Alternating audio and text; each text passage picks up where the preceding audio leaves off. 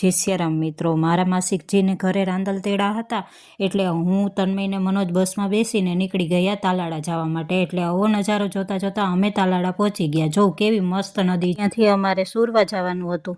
તાલાળા પહોંચ્યા ને મામા તેડવા આવવાના હતા એટલે અમે થોડી વાર ત્યાં ઊભા। ત્યાં પાણીપુરીની રેકડી જોઈએ એટલે મેં ને તન્મયે પાણીપુરી ખાઈ। પાણીપુરી ખાઈને અમે પહોંચી ગયા સીધા માસીજીની ઘરે। માસીજીને મળીને પછી માતાજીના મેં દર્શન કર્યા। જો આ છે માતાજીના લોટાનો શણગાર। ઉપર પેલા અમારે હવન ને એ બધું હતું એટલે અમે પહોંચી ન શક્યા અને ગોયણી જમાડીને એનો લાવો ન લઈ શક્યા એટલે અમે અત્યારે પહોંચી ગયા પ્રસાદ લેવા અને દર્શન કરવા।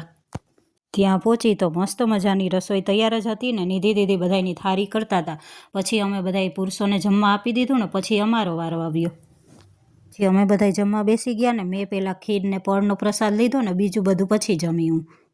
જમીને આજે અમારે માતાજીનું આખી રાત જાગરણ કરવાનું હતું એટલે અમારે પુરુષ મંડળીએ તો અત્યારથી જ જમાવી દીધી। બહુ બધાને ભેગા બેસીને મજા આવે જાગરણ